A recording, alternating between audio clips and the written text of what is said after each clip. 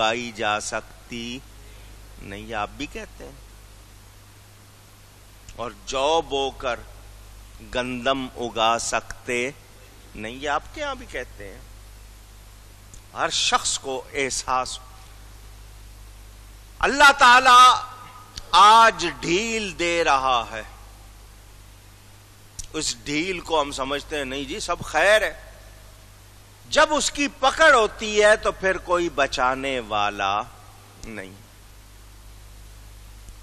یہاں اخروی عذاب کا ذکر کیا، بالعذاب، قیامت کے دن ان کی اخروی عذاب، آخرت کے عذاب سے پکڑ ہوگی.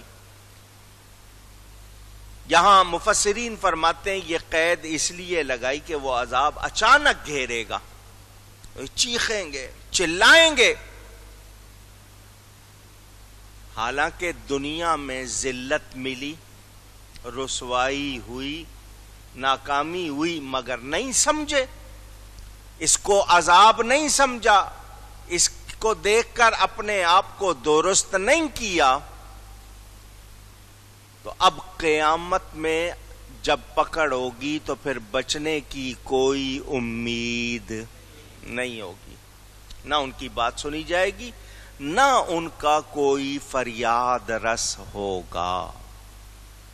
اب میں تھوڑا سا خلاصہ کرنا چاہتا ہوں. ایک شخص ایمان والا ہے، بہت دھیان سے سن لینا میری بات، عقائد صحیح ہیں، غلطی ہو گئی، نافرمانی ہو گئی، عقائد صحیح ہے، نافرمانی ہو گئی، شرمندہ ہوا، رویا، گڑ گڑایا، اللہ معاف کرنے والا ہے، مہربان ہے. ایک شخص عقیدہ صحیح نہیں ہے، گناہ کر رہا ہے اور شرمندہ بھی نہیں ہے، دونوں برابر ہیں؟ مجھے آواز آئے؟ میں نے دونوں کی مثال سامنے رکھی. آج جو سچ ہے اس کو سچ نہیں کہہ رہا، ضد پر ہے، اس کو پتا ہے کہ وہ جو ہے سچ ہے لیکن اس کو نہیں مان رہا، نہیں قبول کر رہا، اور اسی غلطی کو جو اپنی ہے دوہرا رہا ہے اور پھر امید رکھے بخشا جائے گا. ایسے کی مدد ہوگی؟ نہیں ہوگی. ہاں، جس کو غلطی کا احساس ہے، جس سے نافرمانی ہوئی، شرمندہ ہے، توبہ کرتا ہے، وہ معافی کی امید رکھے، اس کے لیے گنجائش ہے. سمجھ آئی بات؟ اب ہم اپنی بات کریں. یہ تو بات ہوئی تھی لوگوں کے حوالے سے جو کر رہے ہیں. ہم غلام ہیں،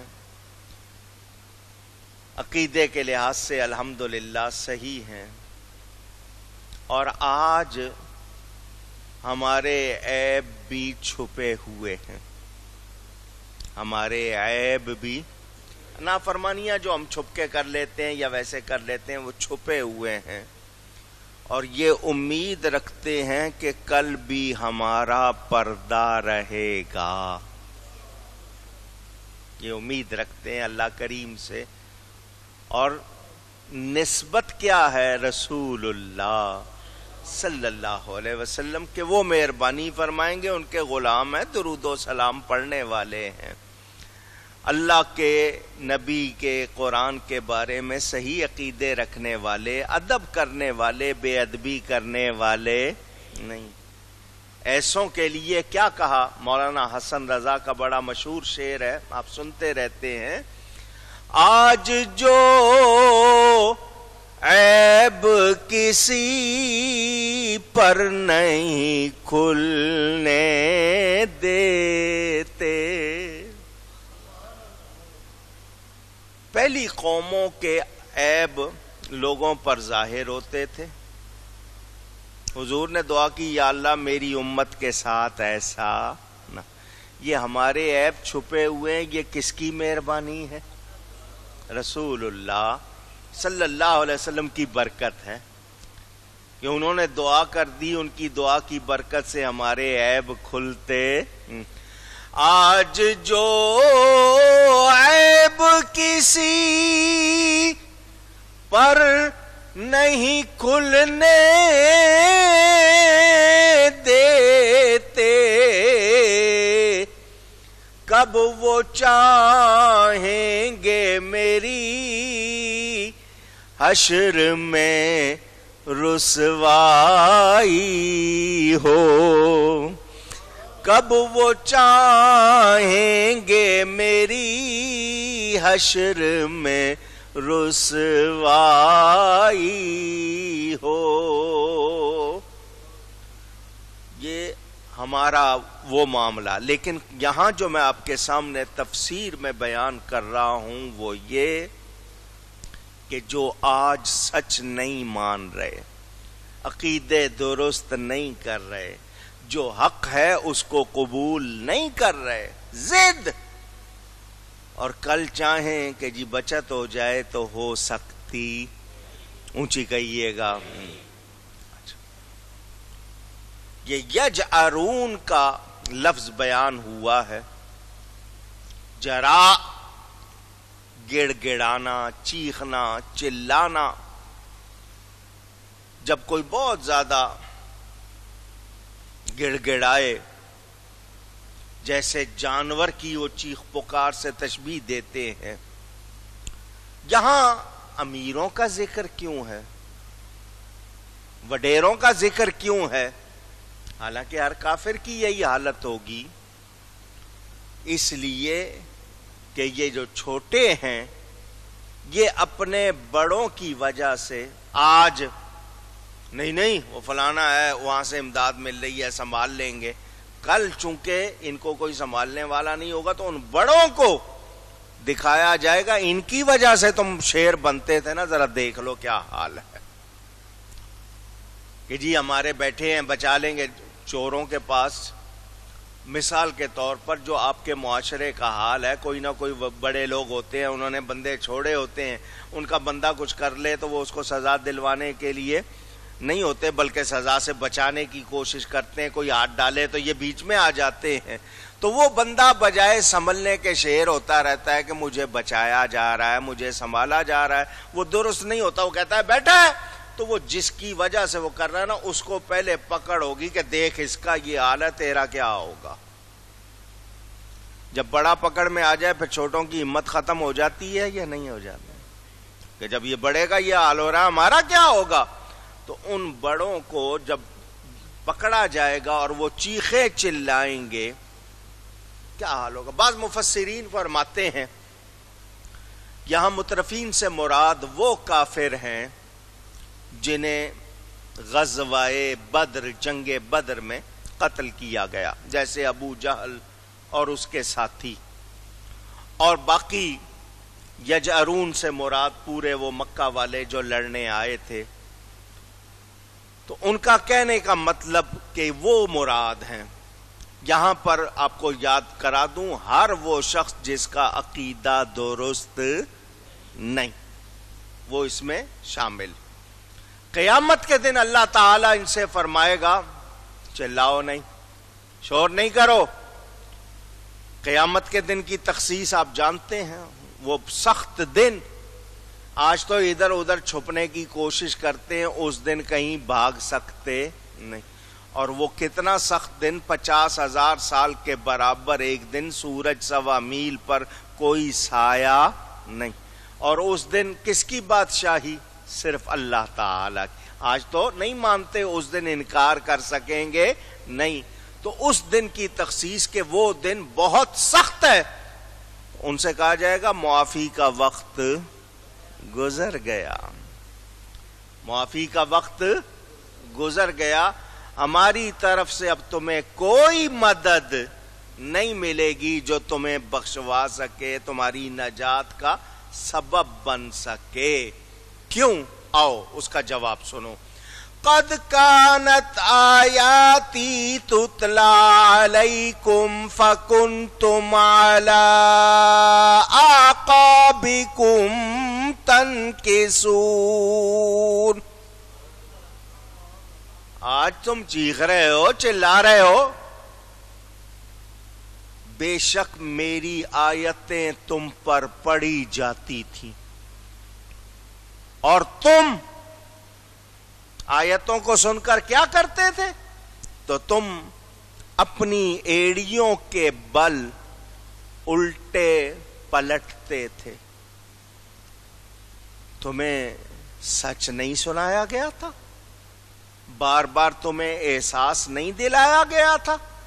بتایا نہیں گیا تھا کیا سچ ہے کیا نہیں؟ تم نے پرواہ نہیں کی۔ مستکبرین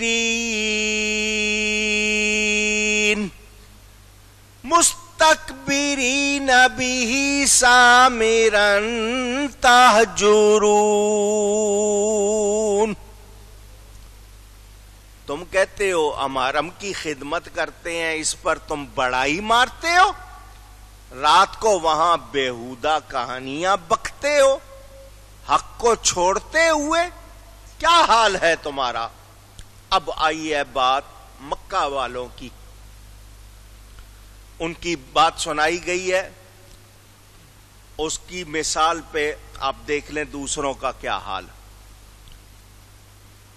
رات کی تاریکی، السامر، رات کی تاریکی، رات کی بات چیت کو، جو رات کو بیٹھ کے بات چیت کی جاتی ہے اس کو سمر اللیل کہتے ہیں۔ سمیر کا لفظ، لڑکیاں سمیرہ رکھ لیتی ہیں نام، لڑکے سمیر نام رکھ لیتے ہیں۔ اس کے معنی کیا ہیں؟ رات کو باتیں کرنا، رات کو کہانیاں سنانا۔ اس کے معنی کیا ہیں؟ رات کو کہانیاں سنانے والے دن میں نافرمانی کی، بظاہر کہہ رہے ہیں کہ ہم جی مکہ مکرمہ میں رہتے ہیں، کعبے کی خدمت کرتے ہیں، رات کو وہیں بیٹھ کر اپنی کہانیاں سنا رہے ہیں، اس رب کعبہ کو مان نہیں رہے، اس اللہ کے بھیجے ہوئے رسول کو مان نہیں رہے، اور کہتے ہیں جی حرم کی خدمت کرتے ہیں۔ تو ایمان اور عقیدہ صحیح نہیں ہے تو مکے بھی رہے کوئی فائدہ۔ اونچی دھیان دینا، کعبے کے اندر مر جائے عقیدہ صحیح نہیں کوئی فائدہ۔ 360 بت کعبے کے اندر رکھے ہوئے تھے ان لوگوں نے، کعبے کے اندر۔ تو کعبے کے اندر رکھنے کی وجہ سے وہ بت کیا عزت کے لائق ہو گئے، چومنے کے لائق ہو گئے، توڑ کر پھینک دیا گیا۔ آج کعبے کا پتھر آپ کو ملے آپ چوم لیں گے، کعبے سے نسبت ہے، مگر انہوں نے اندر رکھے تھے بت، ان کو پھینکا گیا۔ کیوں؟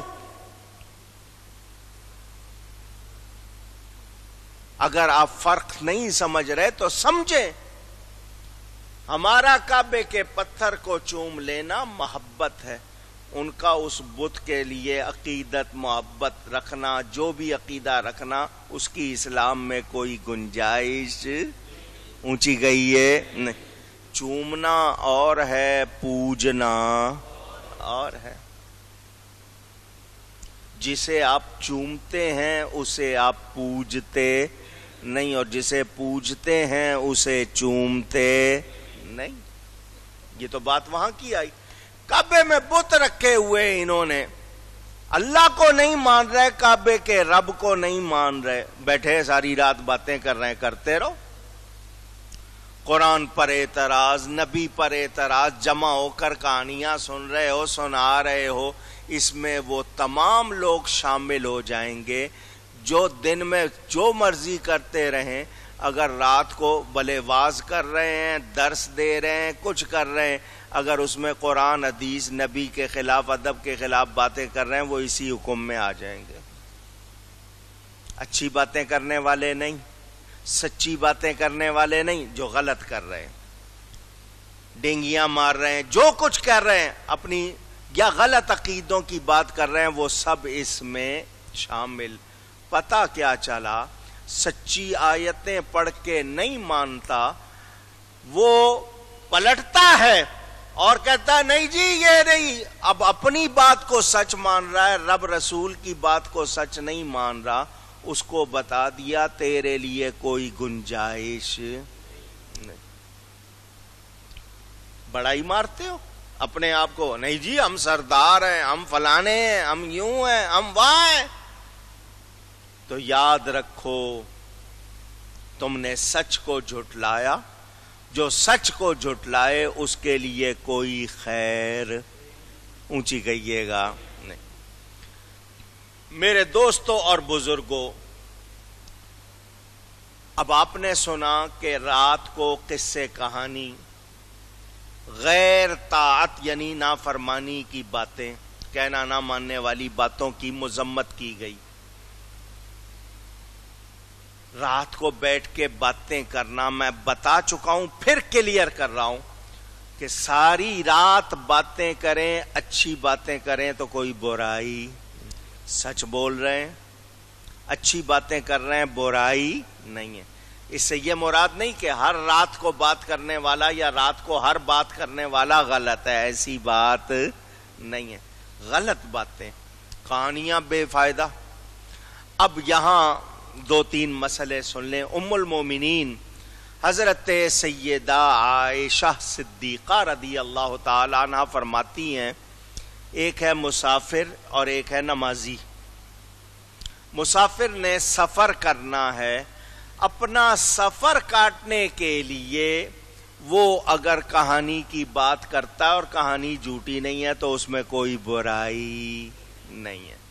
اسی طرح نمازی ہے کہ نمازی نے کوشش کرنی ہے کہ میں وقت پورا کر لوں، میرا ادھر ادھر کہیں نہیں جانا ہے، میں نے نماز کا انتظار کرنا ہے. اس درمیان میں اگر وہ کوئی باتیں کرتا ہے اور وہ جھوٹ نہیں ہے تو اس کو جائز ہے، اس کے لیے کوئی برائی نہیں. فضول باتیں، جھوٹی کہانیاں، جھوٹی باتیں، غیر اصلاحی باتیں، نامناسب باتیں، یہ جتنے آپ کے ناول آئیں گے، افسانے آئیں گے، ڈرامے آئیں گے، کہانیاں آئیں گی، ان میں آپ کو خود تمیز کرنی پڑے گی کیا صحیح ہے اور کیا غلط. تو یہ میں نے اس لیے بتا دیا. کچھ لوگ کہتے ہیں کھانا کھاتے ہوئے بات نہیں کرنی چاہیے. میں دو تین مسئلے بھی سنا دوں. کھانا کھاتے ہوئے دین کی یا جائز بات کرنا سنت ہے. دین کی یا جائز باتیں کرنا اونچی سنت ہے. ایسی باتیں جو غلط ہیں وہ ویسے بھی غلط ہوتی ہیں اور کھانے میں وہ درست نہیں. کھاتے ہوئے پڑھنا، اخبار ہے سامنے یا کوئی کتاب ہے اور پڑھ رہے ہیں اور کھا رہے ہیں، اس میں بھی آپ کو کرنا ہے کہ کیا پڑھ رہے ہیں. آپ اخبار پڑھ رہے ہیں، کوئی خبر ایسی پڑھ لی جو خوفناک ہوئی اور لقمہ آپ کے حلق میں اٹک گیا تو کیا کریں گے؟ تو ایسی چیز پڑھ رہے ہیں، مثلا کوئی تفسیر ہے، حدیث ہے، کوئی اسلامی کتاب پڑھ رہے ہیں، وہ اپنی جگہ، لیکن اخبار نہ پڑھیں. کیوں کہ اخبار پڑھتے ہوئے کچھ لوگ باتھ روم لے جاتے ہیں، اخبار نہیں لے جانا چاہیے، بیماری ہے. کیوں کہ اس وقت آپ کے جسم کا ایک نظام اپنے رفتار سے ہوتا ہے، خبروں سے آپ کے ذہن پر، رگوں پر، پورے خون پر اثر پڑتا ہے، اس نظام میں فرق آتا ہے، اس سے آپ کو بیماری ہو سکتی ہے. آپ آرام سے بیٹھے ہوئے خبر پڑھ لی کسی کی میت کی، بولو آپ کے ذہن پر اثر ہوگا یا نہیں ہوگا؟ وہ خون پر بھی ہوتا ہے، وہ اندر تک اثر کرتا ہے. تو اس لیے واش روم میں اور ویسے بھی اس میں کیا کچھ لکھا ہوا ہے وہ کو پڑھنے کی جگہ ہے، تو وہاں اخبار وغیرہ لے جانا درست نہیں ہے. یہ ذہن میں رکھیے گا.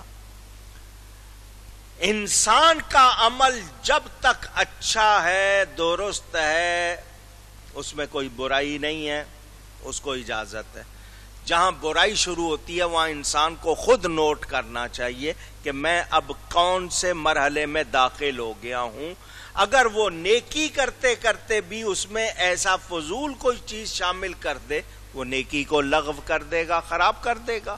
تو نیکی کو نیکی رکھو، خراب اونچی اونچی. مثال کے طور پر دینی محفل ہے اور اس میں تالیاں بجا رہے ہیں. ہمارے ہاں ایک مزاج بن گیا جس کو لوگ اب شاید پتہ نہیں کیا سمجھ رہے ہیں, بات کریں تو لوگ ہنستے ہیں. مثلا انسان کا لباس, یہ جو جمعہ ہے آپ کا, یہ چونکہ آپ جمع ہوتے ہیں اس لیے اس کو جمعہ کہا جاتا ہے. یہ آپ کی شان کا اظہار ہے. مسلمانوں کی جتنا بڑا ہجوم ہو وہ مسلمانوں کی ایک شان ظاہر کرتا ہے. اس جمعے میں آنے کے لیے آپ کو تاکید کی گئی ہے, فرض ہے, سوائے اس کے کہ جو لوگ اس کو ادا نہیں کر سکتے, بیمار ہے, عورت ہے, اپاہج ہے, نابینا ہے یا کوئی اور مجبوری ہے, باقی فرض ہے. تو اب جو لوگ ادا نہیں کر سکتے ان کے علاوہ جن کو ادا کرنے کو کہا گیا ان کو اس کی تیاری پر ثواب دیا گیا. فرض ہے, حالانکہ کرنا ہے, فرض ہے, مگر اس کی تیاری پر. مثال کے طور پر آج جمعہ ہے, آپ جمعہ پڑھ کے گھر گئے تو اگلے جمعے کے لیے جوڑا پہلے سے ہی نکال لیا, الگ کر دیا کہ یہ میں اگلے جمعے کو پہنوں گا. آپ کا اس جوڑے پر ثواب جمعے کا شروع ہو گیا. آپ اگلے جمعے پہنیں گے, آئیں گے, اس وقت تک آپ کو اس کا تیاری کا ثواب ملتا رہے گا. ناخن بڑھ جاتے ہیں, ہر ہفتے آپ نے کاٹنے ہوتے ہیں, ہفتہ 10 دن کے اندر لازمی آپ کاٹتے ہیں. جمعے کے دن کاٹیں, جمعے کی تیاری کے لیے, اس پر بھی ثواب. کاٹنے تو ہیں ہی, جمعے کے دن کاٹیں آپ تو اس پر بھی آپ کو اونچی اور اس سے بیماری دور ہوتی ہے. دوسرے دن کاٹیں گے تو نہیں ہوگی, جمعے کے دن کاٹیں گے تو بیماری دور ہوگی. مونچھیں ہیں, ترشوانی ہے, ہونٹوں پر آ گئی ہیں, کاٹنی ہے, ہونٹوں کی لائن کلیئر ہونی چاہیے, سائیڈوں پر آ جاتے ہیں کبھی کبھی, آپ اس کو تراشتے ہیں, صحیح کرتے ہیں. یہ کام آپ جمعے کی تیاری کی نیت سے